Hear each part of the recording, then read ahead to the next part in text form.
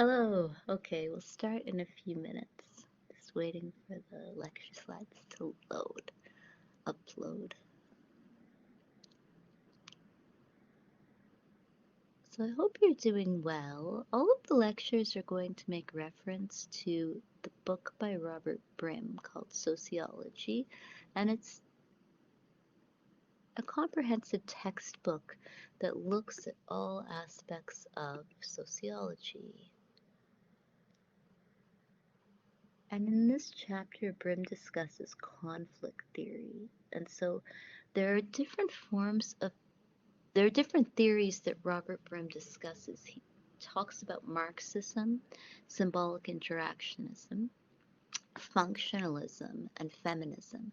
And so for the purposes of this class, I'm going to talk about Marxism. And then in future classes, I'll talk about the other kinds of sociological theories that Brim emphasizes in the book.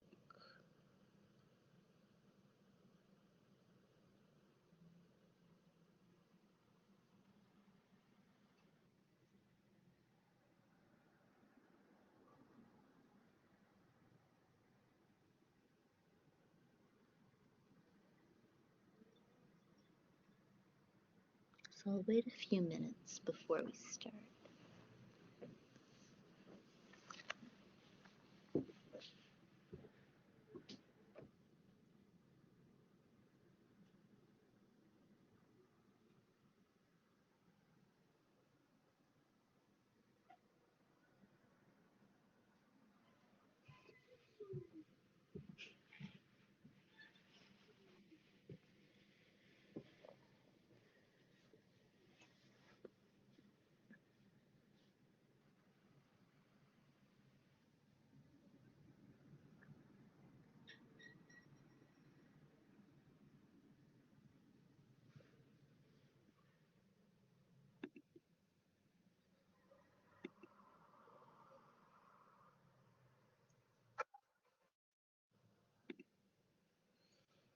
Mm-hmm.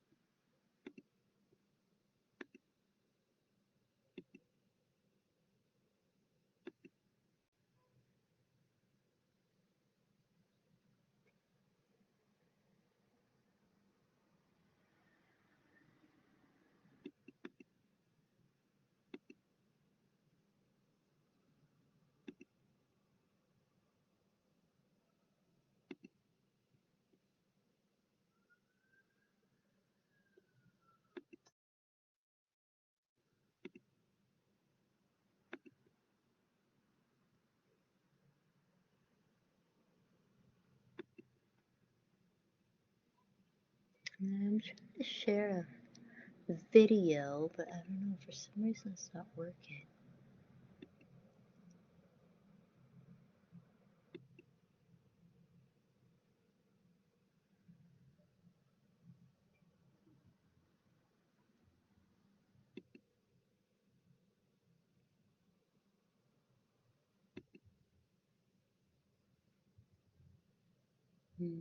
Okay.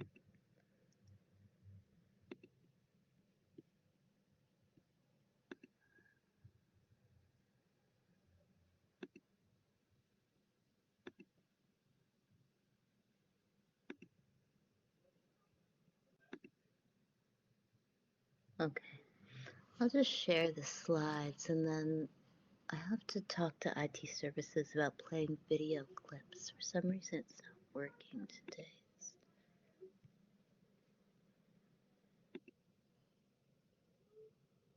So Robert Brim then discusses Marxism and Karl Marx. And Marxism is one of the central theories in contemporary sociology and the study of sociology. So, as mentioned in the last class, sociology is the study of social life or society, and it is also about the study of conflicts in society. So, conflict theory emerges um, in sociology because sociologists start to feel as though there is no real agreement about what constitutes society and about who has authority in society, about where society is going, and about what is even good about society. So, Marx is one of the central theorists in conflict theory. So, Karl Marx observed the,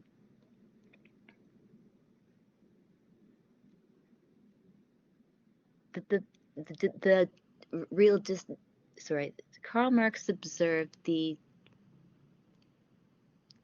real suffering of the working class, and Marx was interested in how societies develop along the lines of social class. So, what interests Marx is that about society is that there is no kind of cohesion within society. There are only different classes of people that have antagonistic relationships to each other. Um, sorry, sometimes I stumble over words when I'm trying to read, especially when I teach back-to-back classes. So hopefully it's okay. I will try to read clearly and speak clearly to discuss the readings. So Marx focused on the study of, thank you, Marx focused on the study of social classes, the positions people occupy in a hierarchy that is shaped by the source or amount of their income and wealth. So Karl Marx emphasized the source of income as the determinant of a person's class position. Others have emphasized the amount of income. And so Marx was then interested in how does someone become middle class or working class. So firstly, the source of income would be who you were employed by. So if you were employed by a university, this sounds middle class. But then others have argued that even if you're employed by a university and you're not paid the same as, say, a full-time employee, then you could be perceived of as working class. Um, and Marx was interested in how the proletariat, who are the most kind of marginalized and exploited people who are part of the working class, will never own the means of production. They will never have control over their own labor, their own time, and therefore their own lives.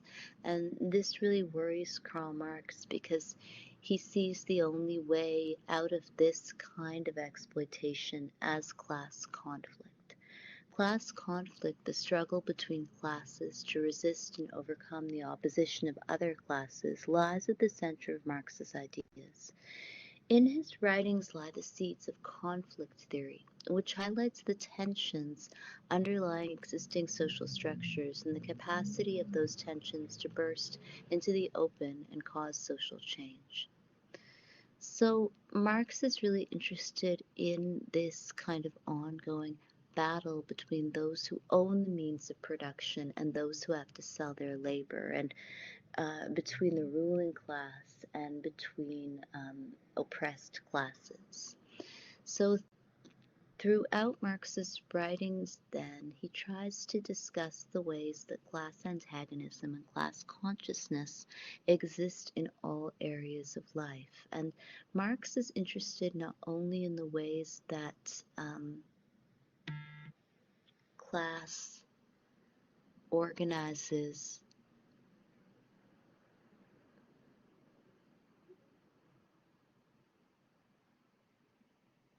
access to money and access to goods. Class is not just about work for Marx. Class is also about who has control over ideas and who has control over ideology. So many people have written after Karl Marx, like Stuart Hall, and Stuart Hall was a black British cultural theorist who argued that the media often presents stories and narratives and images that cause us to really want to be rich and to want to emulate the most affluent people in any society. And this is a way that the ruling class has control not only over our time and our labor, but over our minds. And Stuart Hall was a black British Marxist scholar who argued that we are not simply passive victims, like we are not really under mind control. We do have agency in the kind of media we choose to um, look at and the kind of things we choose to do with our free time and what we choose to buy. And so Marxists then do not necessarily believe that societies work to benefit the working class.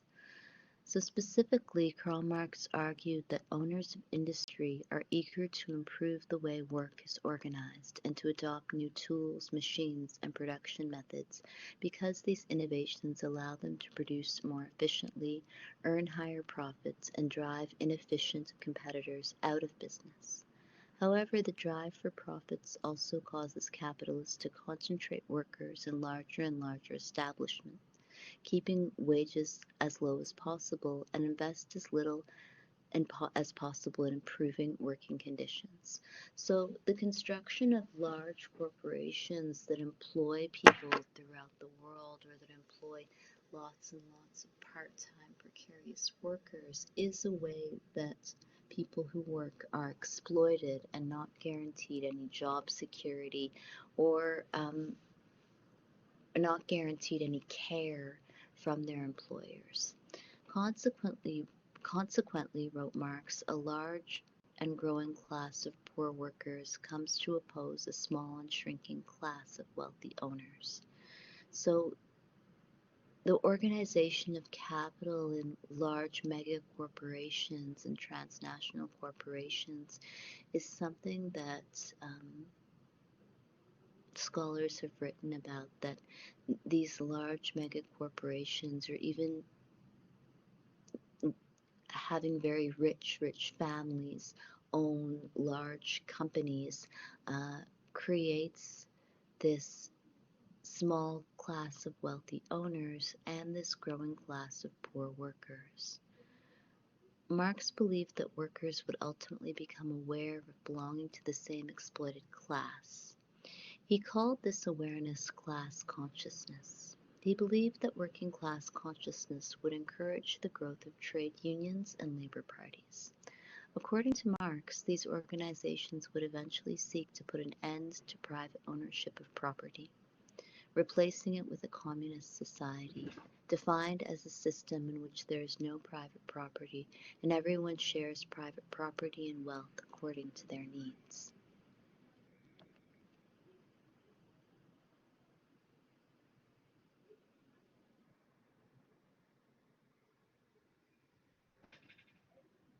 So what Marx hoped for is that class consciousness would lead to organizing in collectives, and this kind of organization of collectives would bring an end to the hoarding of wealth because people would share in certain ideals and would also share their stories of exploitation, which is what Marx referred to as solidarity. And with these forms of solidarity, that people would move away from all trying to emulate the rich and create more collective ways of living. Uh, and this kind of class consciousness would also cause workers to hold their bosses accountable for exploitation.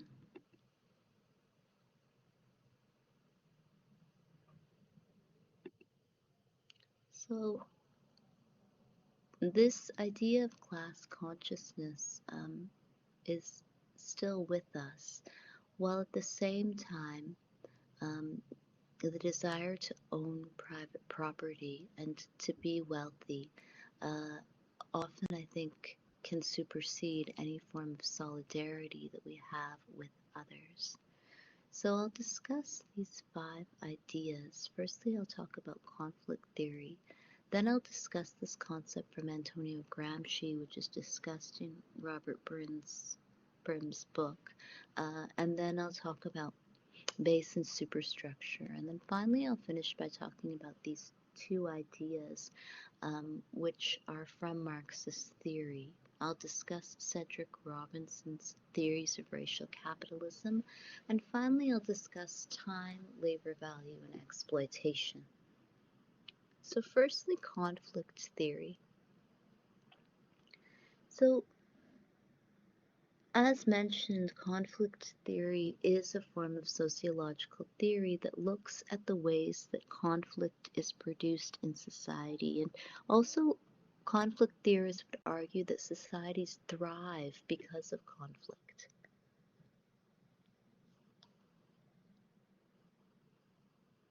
And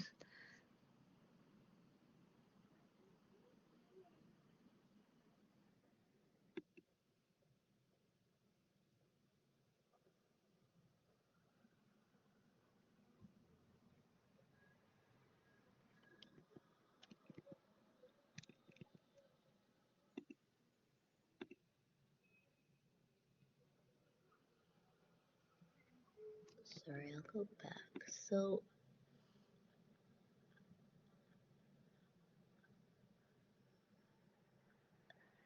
conflict then is at the heart of this debate between owners and workers.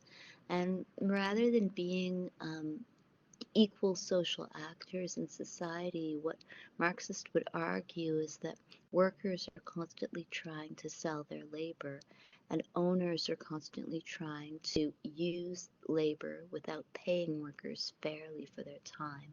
And this is essentially a conflict that defines everyday actions in society. It also ends up determining things like housing security and uh, health and the quality of one's life. These debates regarding conflict theory also are at the heart of party politics, and they really divide left and right wing political thinkers.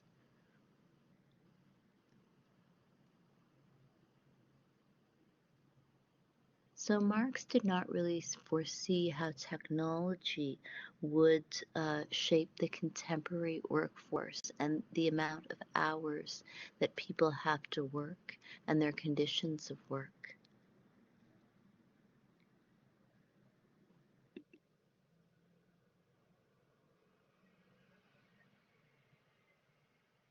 So class consciousness then for Marx leads to the creation of a communist society. However, what does class consciousness mean in the time of the internet?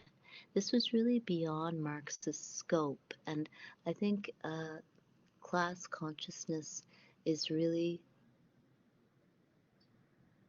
central to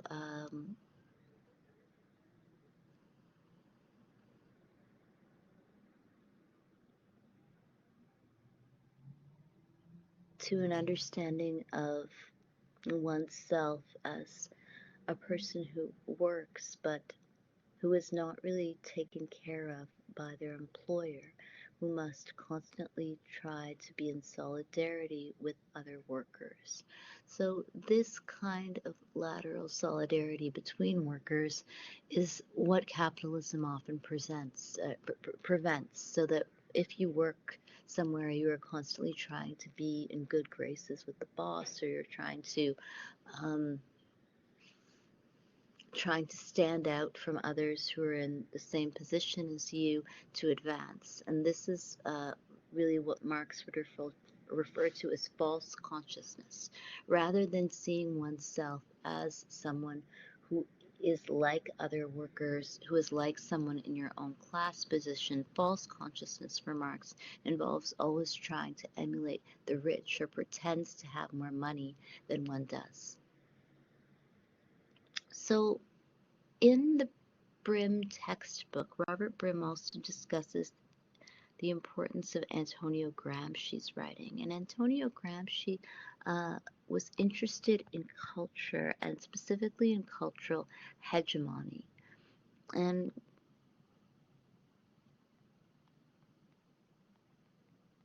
Gramsci's writing is important because it is not just about workers and bosses, it is really about ideas. And Gramsci was interested in the ways that the state and ruling capitalist class, the bourgeoisie, use cultural institutions to maintain wealth and power in capitalist societies.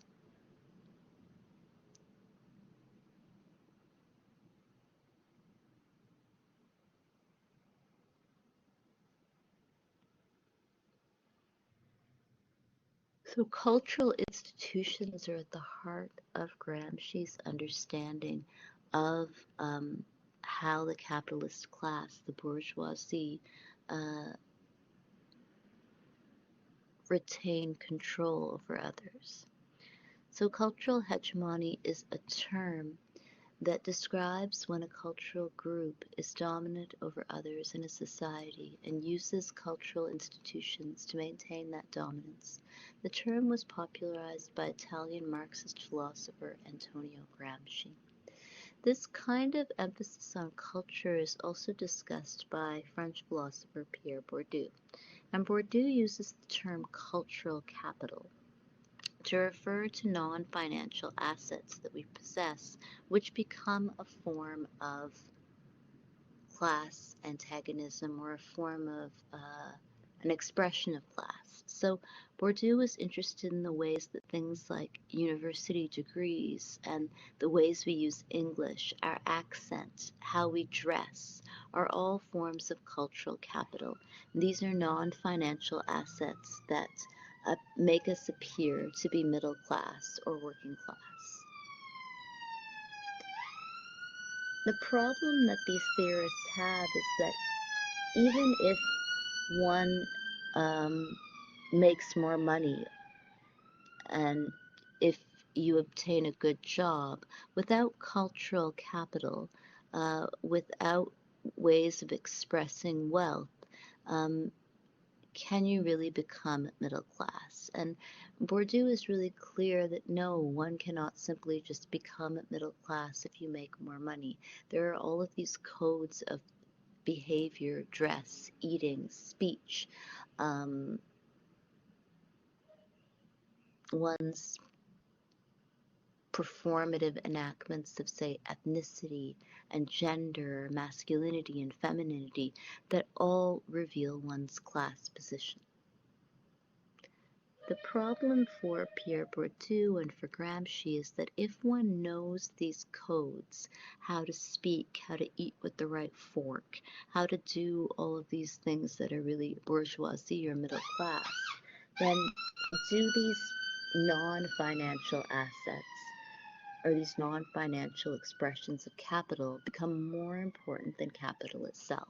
So even if you have the highest grade point average, when you go to a job interview, if you don't dress in a certain way, or if you don't look a certain way, then will this actually be detrimental to your candidacy for this position? And for Bourdieu and for Gramsci, the answer is yes, that the state and the ruling class maintain a form of cultural hegemony and maintain a form of hegemony as the ruling class by using these non-financial assets. And I would argue that cultural capital and cultural hegemony are perhaps even more important in our time period than actual capital or education. Being able to use language in a certain way, even being able to be polite and speak softly and say things in a nice manner, is a form of cultural capital that perhaps ends up being just as important as what one can do and what money one has. So there are classic concepts like base and superstructure, which Marx uses to describe or explain society. Base and superstructure is a Marxist theory that describes the relationship between the economic and cultural aspects of society.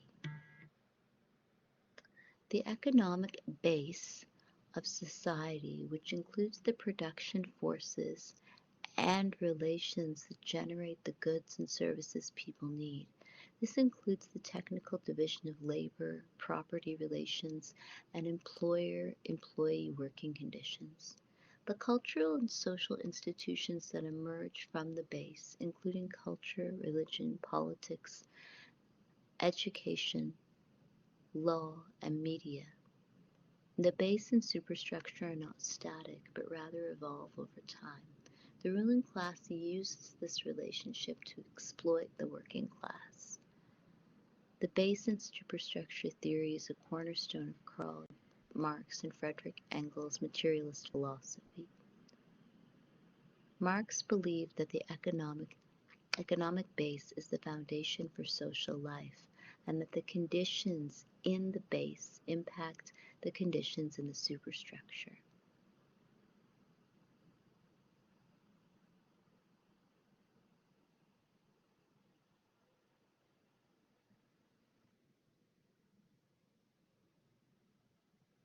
So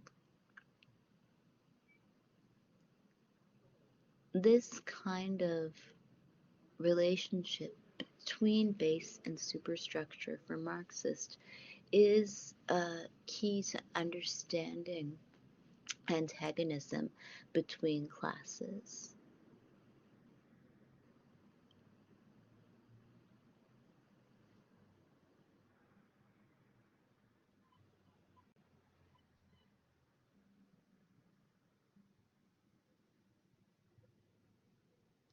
So the conditions of labor, of making goods and services, will impact these cultural and social institutions, um, and this relationship is not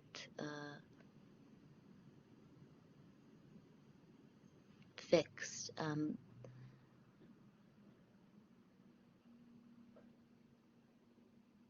And this kind of relationship between the production of goods and the production of institutions is really central to the exploitation of labor, that one must labor to produce certain goods and services. If you were to think about transportation workers form the economic base of society. They must work to sell their labor. And if transportation workers did not exist, then this would impact who could access our institutions and how they could access our institutions. However, the relationship between this kind of labor and institutions is why workers end up being exploited, because it is often working class people who form the backbone of what are essential services that are the least likely to have job security and are often not well paid. So transportation workers often go on strike because they are not as valuable or not imagined to be as valuable as people who form a superstructure of cultural and social institutions.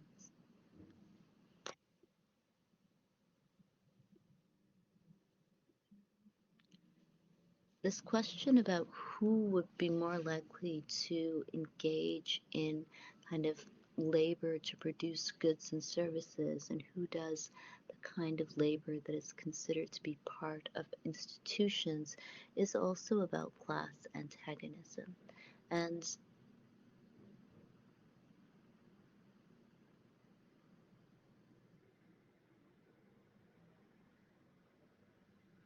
our understanding of the importance of labor is really central to Marxist philosophy, that our understanding of transport workers or of people who provide essential services like the cleaning of streets um, as being essential and as being important and valuable workers is really central to Marxism. And Marx argued that refusing to see labor, material labor, as important in society and is perhaps more important than the production of institutions is a form of uh, class antagonism against the working class and a form of also false consciousness. So we can return to the four levels of social structure, which I discussed in the previous lecture. And Robert Brim discusses the importance in trying to recognize these levels of social structure that surround us. And Brim argues that it is important to see interconnections between our personal lives and our social lives, or our sense of sociality, and also the macro and the micro structures that work together. So if we understand that there are structures that radiate out from us but are also intimate to our lives, then how are these structures produced by capitalism? And what is the inherent class antagonism that exists within these structures? Are our intimate social relations formed because of class? Do families and friends form cliques and groups because of class? Um, if we turn to college and government bureaucracies, um, do these government bureaucracies enforce a class structure? Finally, we can look at the macro structures that are discussed by Brim uh, in his understanding of social structure. So the macro structures are overarching patterns of social relations that lie above and beyond mesostructures. One such macro structure is patriarchy, and I would argue that patriarchy is always about class. So Marx and Engels wrote extensively about the family, and they offered a really interesting critique of the family that is perhaps useful to think about um, in times and contexts where the family is seen to often be inevitably good. And Marx and Engels wrote that the family starts to become really important at the time when women start to sell their labor more and more in work and are economically competitive with men. So around the time when more and more women start to work and they start to compete with men for jobs, the family becomes a really important trope. And it is important because it kind of excuses all questions of class antagonism, labor exploitation, by turning to the family unit. And what Engels and Marx often argue is that um,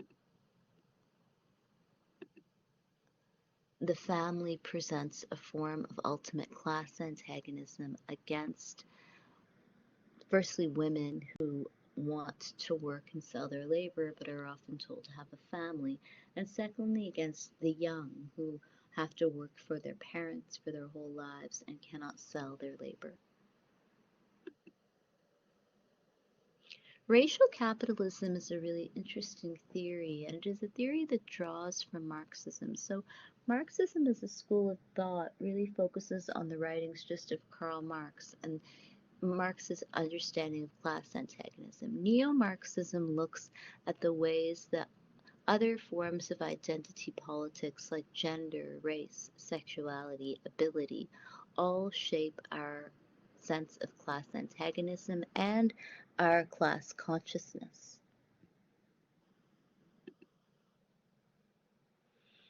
So the term racial capitalism was first used by Cedric R. J. Robinson in his book Black Marxism, The Making of the Black Radical Tradition, published in 1983.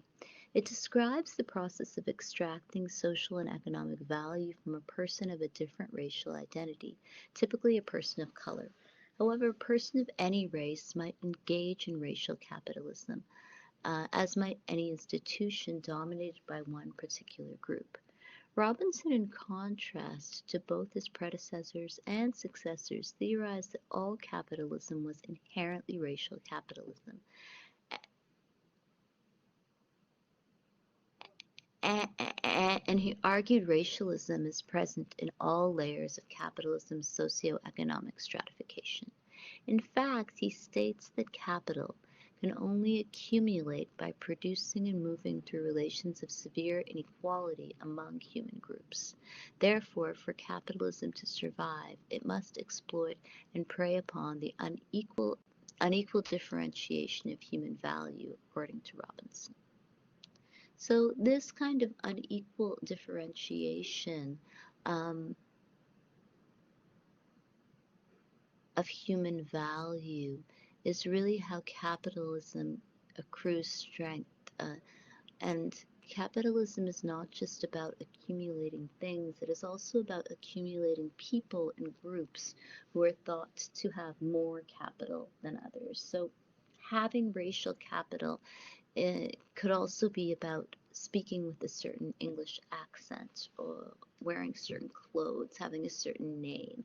And all of this kind of capital is something that one can accumulate and then use against others.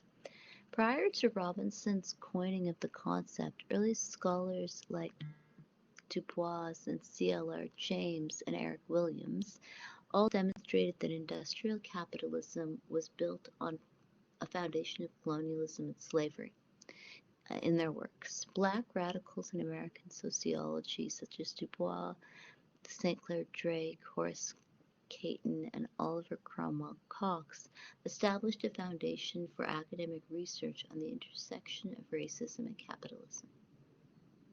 In modern academic literature, racial capitalism is discussed in the context of social inequalities, ranging from environmental justice issues to disparities in COVID-19 contraction rates.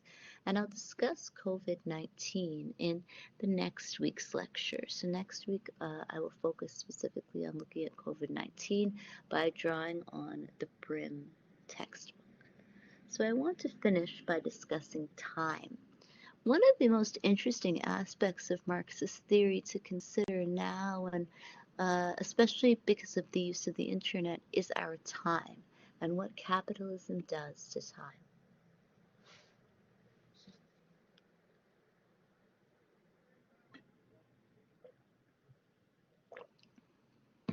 Marx's theory of exchange value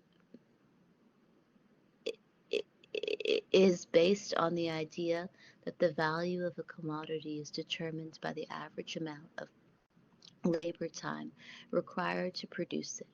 Marxist theory differs from the classical labor theory of value, which was developed by Adam Smith and David Ricardo, in that Marx's exchange value is a proportion of society's labor time. Marx's theory of exchange value is central to Marxist theory, which argues that capitalists exploit the working class by taking the surplus value produced by them. So this kind of value of time is at the heart of Marxist debates. So that are we being valued for the amount of labor we do and the time it takes for us to do this labor, or are we being valued for how much what we do is being sold to others for? So for example, the amount of time that it takes me to to write a lecture and to deliver a lecture, is that the amount of time that I'm paid for? Or am I paid for the amount of money that the university can extract from students, um, and then the amount of money that they have to give me, which is left over? And this is really at the heart of this question about the value of commodity, um, as opposed to production.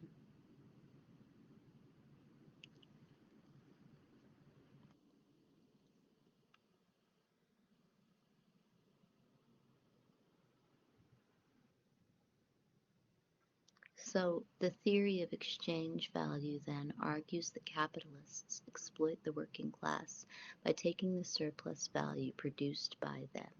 So, then capitalists would take all of the students' tuition money and use it and only pay me a small amount, and they're essentially then taking the surplus value or my time from me and not paying me fairly for it.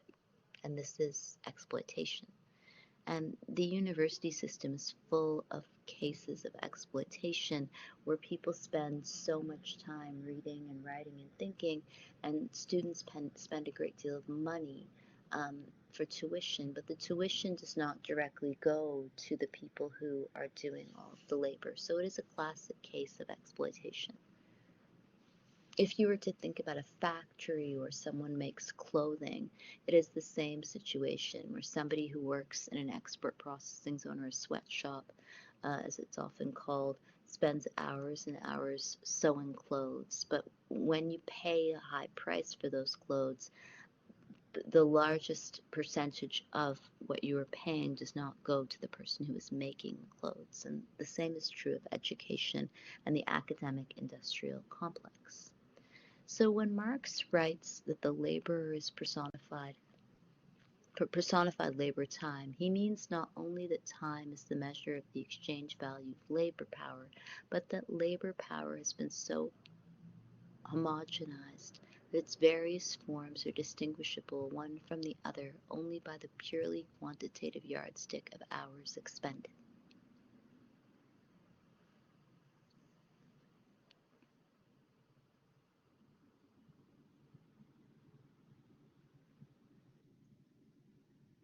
So Marx then writes that the laborer is personified labor time. Not only that time is the measure of the exchange value of labor power, but that labor power has been so homogenized that its various forms are distinguishable one from the other only by the purely quantitative yardstick of hours expended. So we are not then really paid for what we make and what we can sell to people directly. We are really just paid for time and for perhaps the least amount of time for the most amount of labor, which is how capitalism really works. That one is kind of paid in accordance with the law, but the law often protects capitalists so that they can make the most amount of money and pay people who work the least amount of wages and offer the least amount of job security. The measure of relative exchange values, writes this author, is the socially necessary average labor time embodied in these commodities, and that same embodied labor time is also the substance of value. Labor power, the quote aggregate of those mental and physical capabilities existing in the living personality of a human being, which he sets in motion whenever he produces a use value of any kind, becomes, like all commodities under capitalism, something the value of which is measured by the time required to produce it. Time, as the measure of the exchange value of labor power, renders its various expressions homogeneous and comparable from the point of view of the market. So time is actually a really central trope within Marxist and neo-Marxist theory. No previous economic system was as concerned with time as is capitalism. The reason for this is apparent, Marx says in an observation from a factory inspector's report. Moments are the elements of profit. Recast in Marx's vocabulary and drawing on the sketch of the labor theory of value set out at the beginning of this essay, writes this author, we may explain the centrality of time under capitalism as follows. Use values are not measured by their embodied labor time, but exchange value is. And labor time is also the substance of value.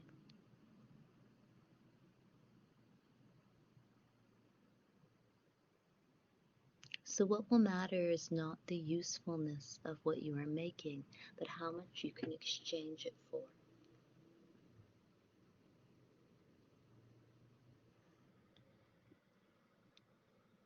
Great, thank you for your comment. I'll move to this chat.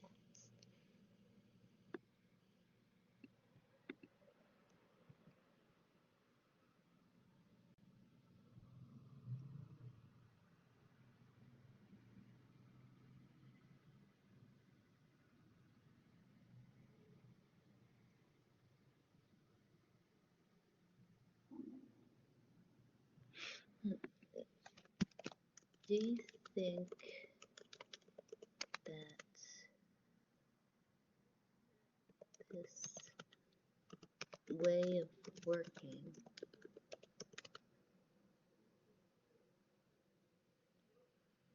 offers security or offers job security?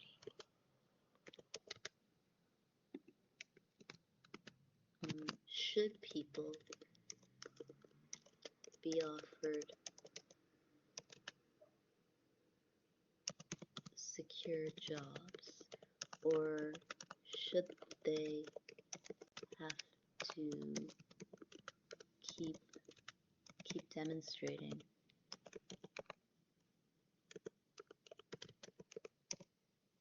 their usefulness in an industry?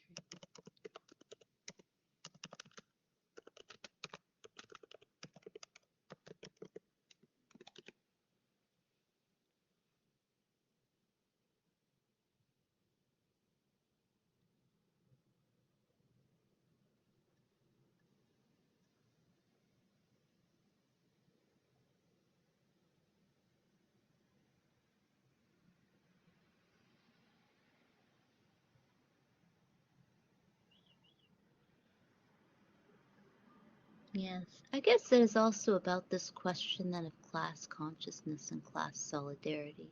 So if you work with a group of people and you are all being paid the same wage, then part of class consciousness might be doing your fair share of work and not exploiting other people um, who work with you. So that could be a form of class consciousness, which causes people to be motivated to work. At the same time, if one is never going to be offered job security, then the sense of precarity means that you could essentially just go to another employer. Why would people really try?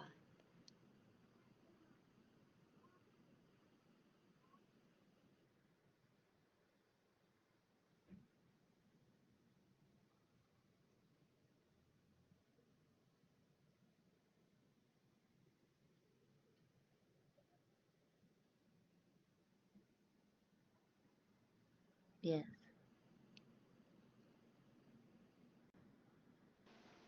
I think people would try just for self-worth. Um, I think that job security is really truly only found when you own what you have, unless you have a contract. But even then, if the business dissolves, what job security do you have? Do you think that work is central to feelings of self-worth? Like, do you think that being employed is important for a I think sense it of is. I think that's the direction we're going. I think people are looking for jobs that bring them more value than just monetary gain. Yes. But do you think that this kind of self-worth means that, I mean, if someone's sense of self is, say, in their work and they're really passionate about their job, do you think it's possible for someone to be exploited because they will essentially work for free? Always. Yeah.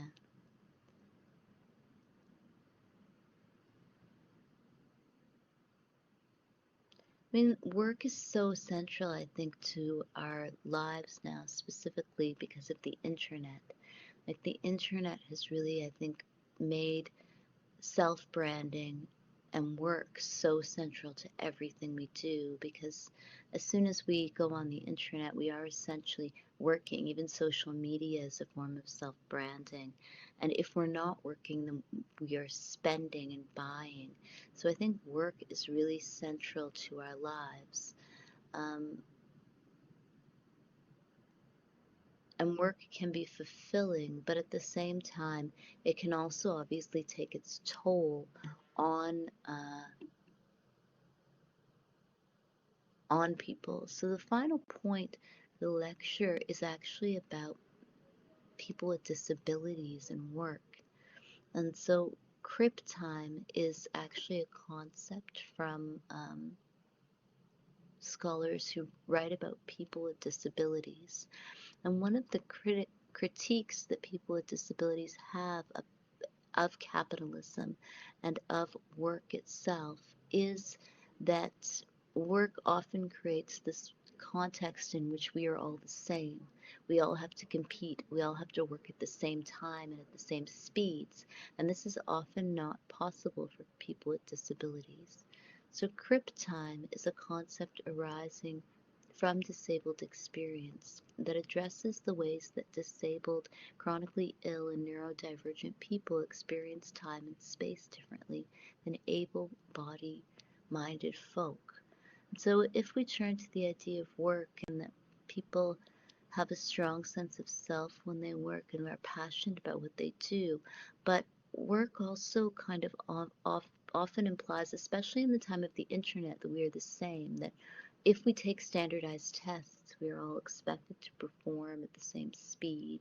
And people with disabilities and disability studies scholars and activists consistently advocate for ways of working and doing things that are mindful of the experience of having a disability.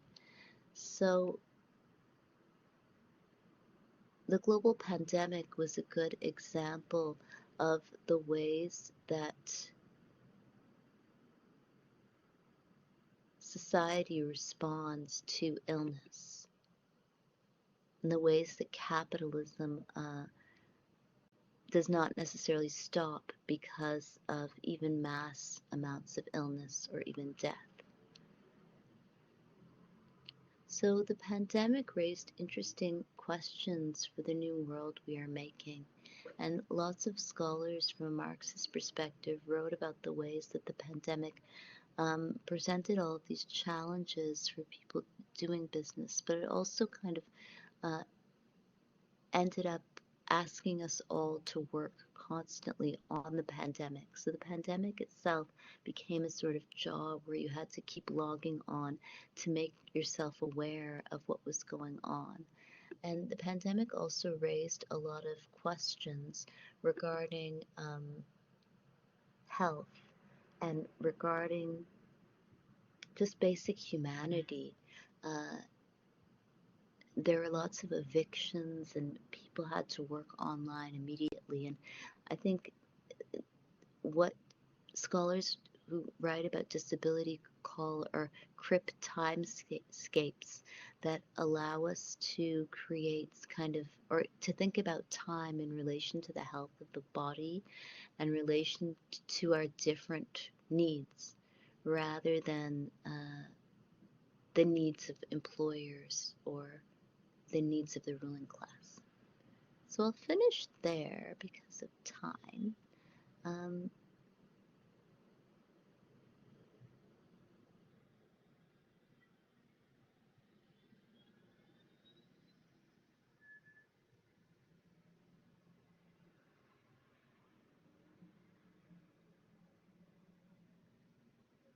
Do you have any questions or comments? I think scholars who write from the perspective of disability studies obviously advocate for the rights of people with disabilities to work and to be productive and to be a valued part of the workforce, but they also are interested in how this kind of sense of productivity and us all being productive in the same way um, involves refusing to understand uh, illness or having a disability. And it kind of just involves implying sameness when we are not all the same.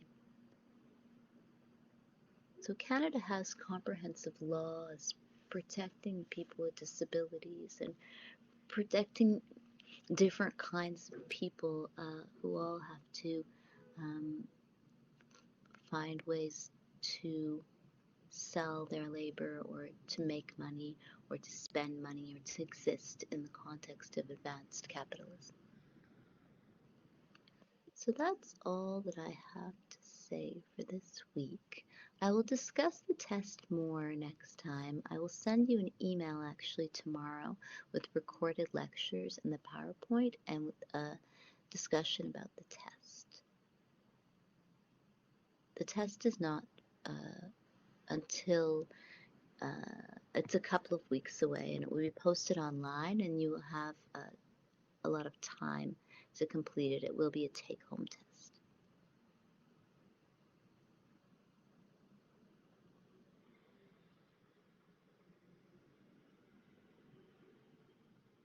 Okay, thank you very much. Thank you. Thank you for your comments and participation. We'll have more discussions in the chat, and also uh, hopefully the audio works, and we can also have discussions verbally as well if you prefer. Thanks a lot for your participation in the class and your comments. Thank you. Goodbye.